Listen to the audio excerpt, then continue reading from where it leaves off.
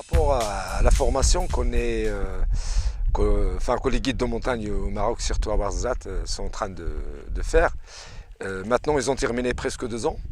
Alors, et nous, actuellement, on est en train de passer à surtout ce qui est examen final. Donc, ça veut dire que surtout ce qui concerne la pratique sur le terrain. Donc, sur ce terrain que vous voyez, qui est derrière moi et puis aussi qui est un peu plus haut, donc c'est un terrain varié où ils auront à peu près à faire une course de 2 heures à 2 heures et demie. Évidemment, donc avec des contrôleurs qui sont un petit peu équidistants, presque un peu sur le parcours. Et chaque guide a un dossard, chaque guide a son sac et il doit passer par tous ces contrôleurs pour qu'il puisse faire son trajet. Il a une carte bien sûr, il a une boussole, il a tout ce qu'il faut. Et évidemment, donc il faut qu'il arrive au point de départ. Les choses à qui je fais attention durant la première épreuve, c'est le comportement du guide.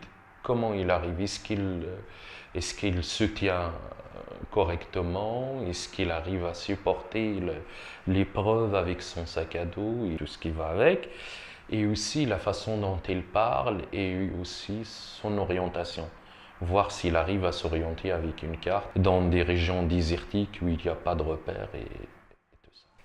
Bon, pour le terrain varié, normalement c'est un parcours que je ne peux pas limiter en kilomètres. Il y a beaucoup de dénivelé monté, dénivelé descente, c'est dans le terrain varié, ça glisse, il y a des cailloux partout, mais normalement pour les candidats, ils ont bien fait avec réussite.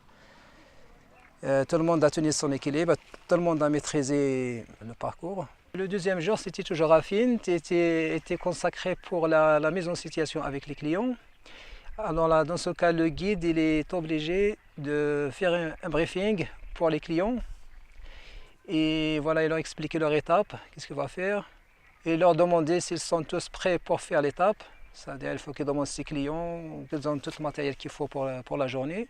Et puis, normalement, pour nous, on a essayé de contrôler la dynamique du guide, son expérience, sa façon de parler, et comment il maîtrise la langue. Okay.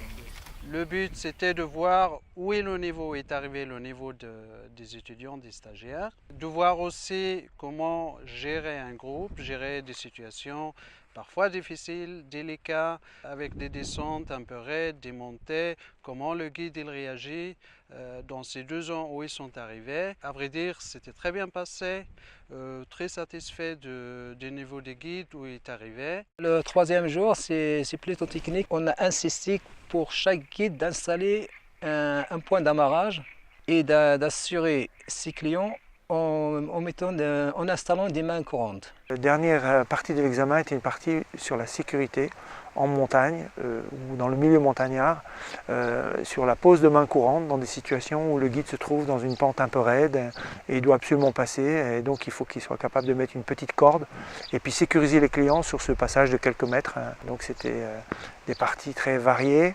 intéressantes et qui nous amènent à la finalité d'un diplôme se rapprochant de ce que l'on souhaite le plus possible des métiers et du diplôme de guide accompagnateur au niveau international.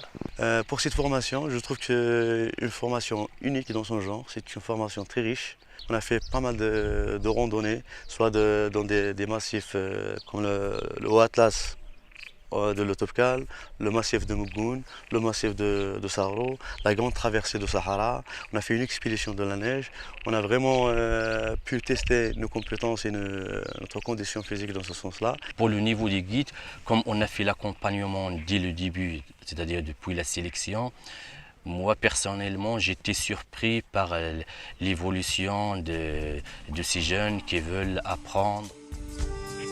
Le métier de guide, c'est un métier qui est très charmant et c'est un métier qui donne, on dirait, ça veut dire l'occasion de se contacter avec pas mal des cultures, pas mal des situations, ça veut dire que tu deviens un citoyen du monde beaucoup plus.